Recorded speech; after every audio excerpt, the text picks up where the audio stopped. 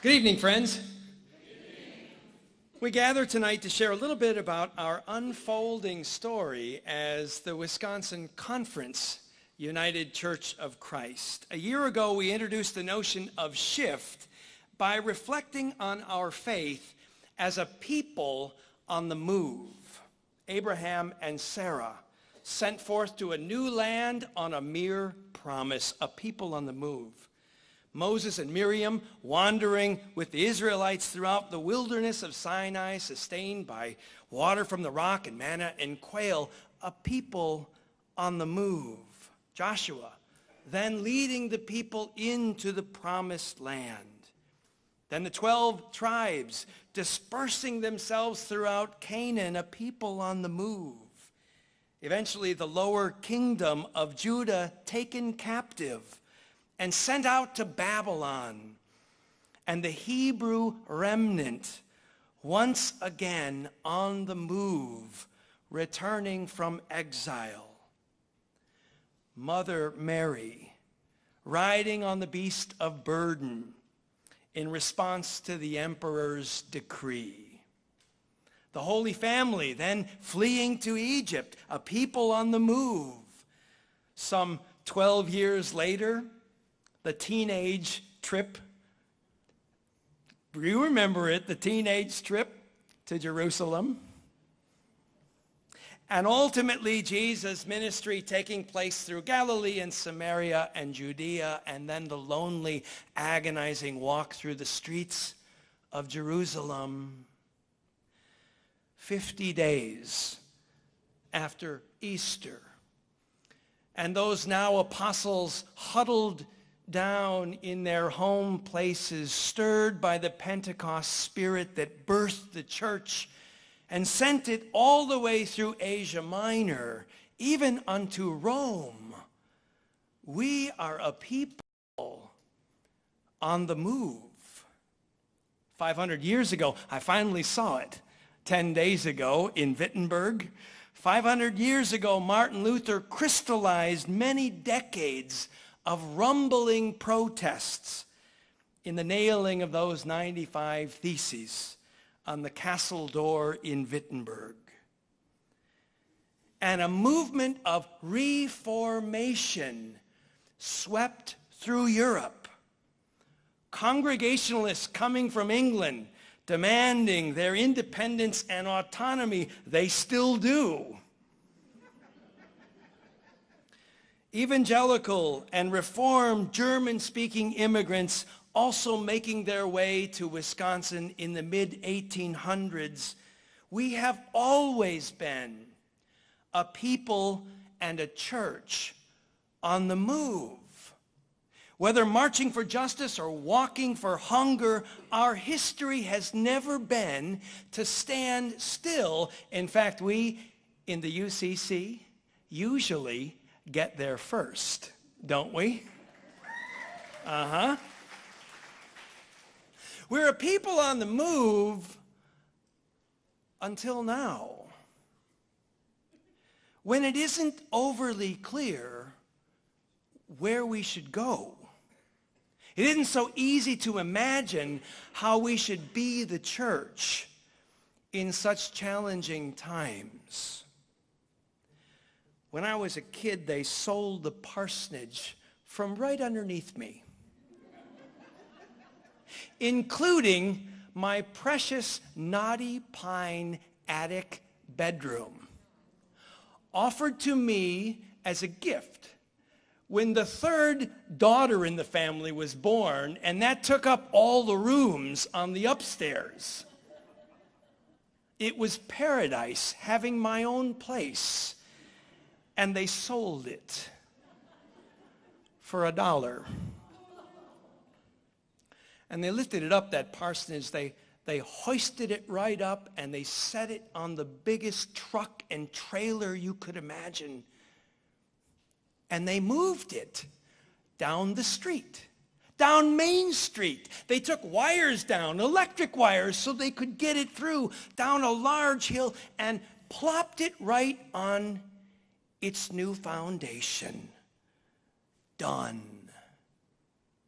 Friends, We can't truck the entire church to a new place. But we can reimagine the church as a dynamic movement, not a static destination.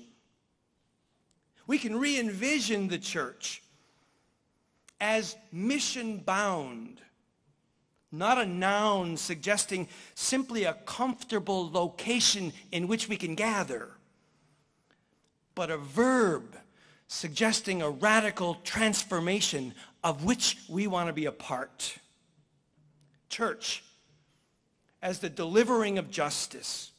Church as the outpouring of compassion.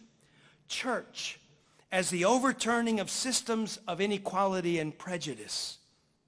Church as the inviting of all people, not merely to a place of safe sanctuary, but also to a sacred journey. For God is still calling us, church, onward. Last fall, I attended a denominational leadership summit, an institute that they have once a year at Duke University, combined with the Leadership Institute and Duke Divinity. It was about where do we go from here as church?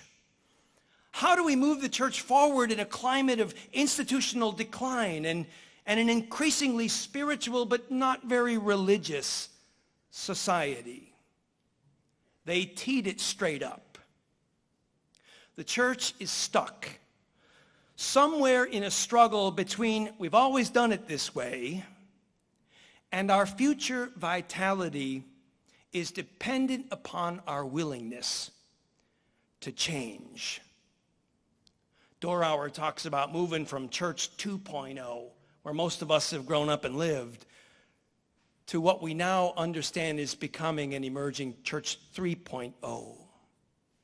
The good news? Christian leaders need not choose between tradition and innovation. We have often perpetuated this false dichotomy. In fact, the dance between cherished traditions and innovative experiments is a healthy tension that so often leads to resilience and renewed vitality. And so I learned at that gathering last fall a phrase, oxymoronic as it sounds, that has stuck with me. Traditioned, put an ED at the end of it, traditioned innovation. What? The way forward has to be deeply rooted in our spiritual values, in the tradition of our faith convictions, wide welcome, extravagant hospitality, justice for the marginalized, care of the earth, etc. Only when we're clear about our gospel precepts can we begin to explore new, innovative ideas.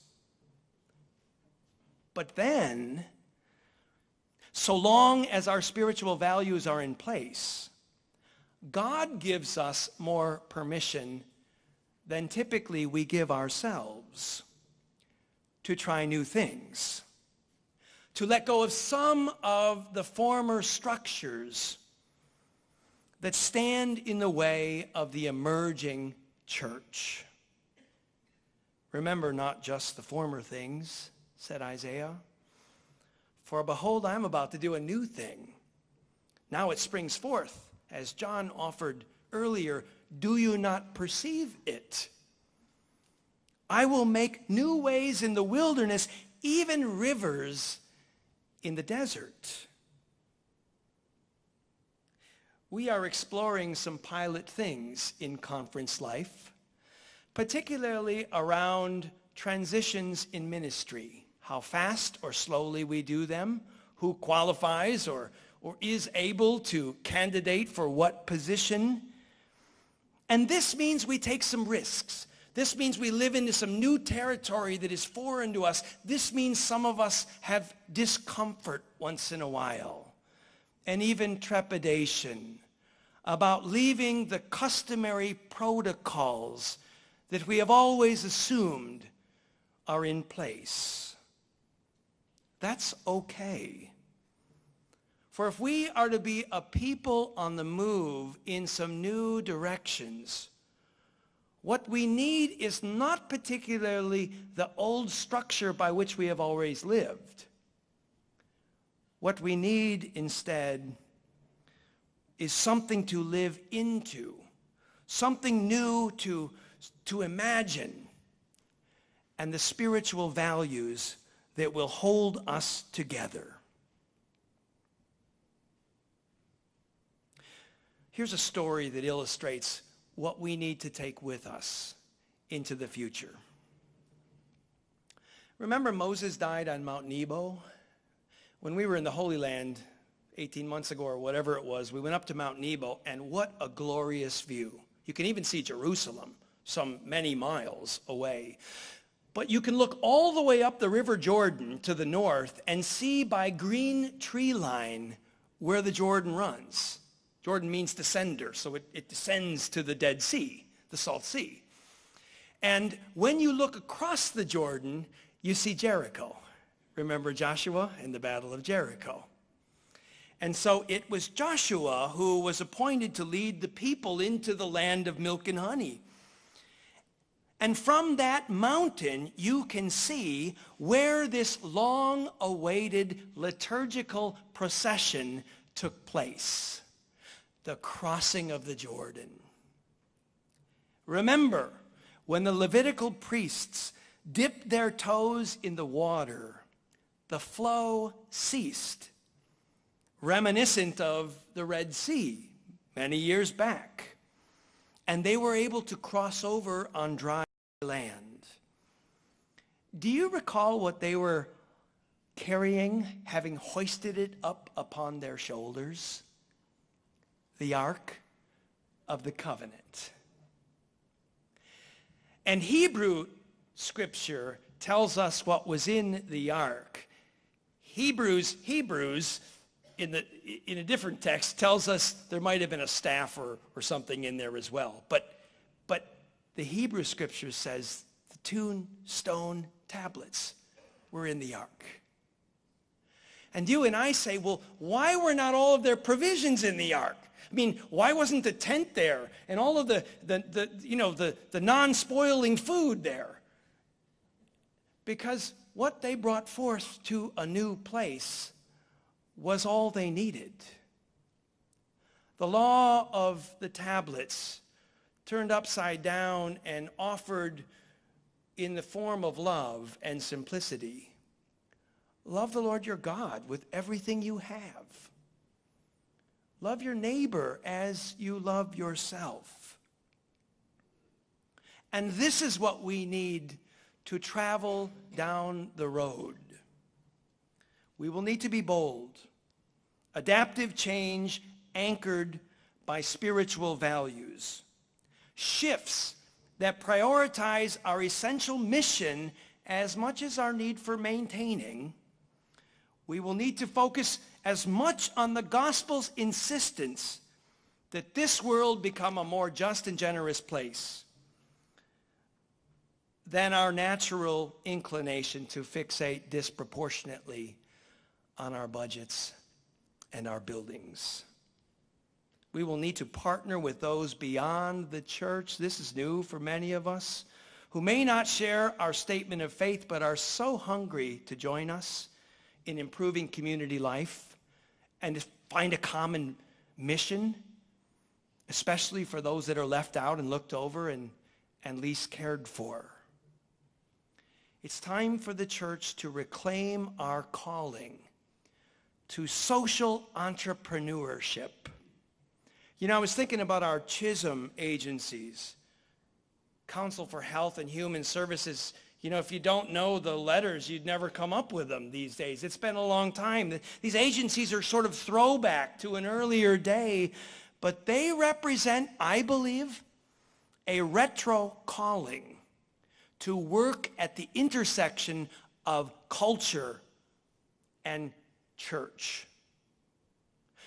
For there is where the transformation of community life takes place.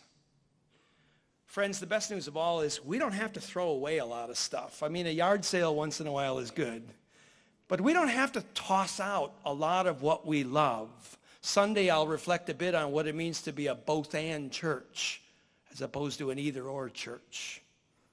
We just have to dare to dip our toes into the water and to cross over carrying our spiritual values to a new place. By God's grace and by your courageous visioning, it's happening throughout the Wisconsin Conference of the United Church of Christ.